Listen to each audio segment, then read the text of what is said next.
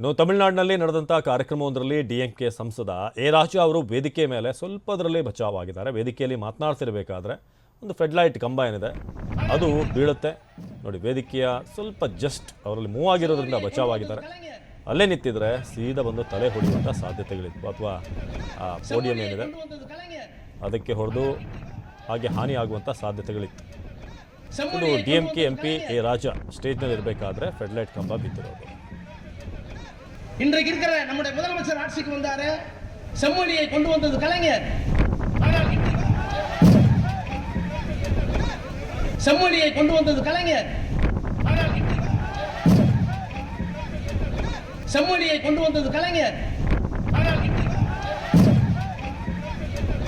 செம்மொழியை கொண்டு வந்தது கலைஞர். ಇದು ತಮಿಳುನಾಡಿನಲ್ಲಿ ಕಾರ್ಯಕ್ರಮವೊಂದರಲ್ಲಿ ವೇದಿಕೆ ಭಾಷಣ ಮಾಡ್ತಾ ಇದ್ರು ಡಿಎಂಕೆ ಸಂಸದ ಎ ರಾಜಾ. ಆದರೆ ಇದಕ್ಕಿದ್ದ ಹಾಗೆ ಸ್ವಲ್ಪ ಗಾಳಿ ಬೀಸ್ತಾ ಇರುತ್ತೆ ಅಲ್ಲಿ. ಸೊ ಆಗ ಈ ಫೆಡ್ಲೈಟ್ ನೇರವಾಗಿ ಪೋಡಿಯಂ ಮೇಲೆ ಬಿದ್ದಿದೆ. ಅವರು ಭಾಷಣ ಮಾಡ್ತಾ ಇದ್ರು ಅಲ್ಲಿಗೇನೆ. ಸೊ ಕೂಡಲೇ ಅಲರ್ಟ್ ಆದಂಥ ರಾಜಾ ಸ್ವಲ್ಪ ಒಂದು 2 ಹೆಜ್ಜೆ ಹಿಂದೆ ಹೋಗಿದ್ದಾರೆ. ಹಾಗಾಗಿ ಬಚಾವಾಗಿದ್ದಾರೆ ಎ ರಾಜಾ. ಭಾಷಣ ಮಾಡುವಂಥ ಸಂದರ್ಭದಲ್ಲೇ ಫೆಡ್ಲೈಟ್ ಬಿದ್ದಿದೆ.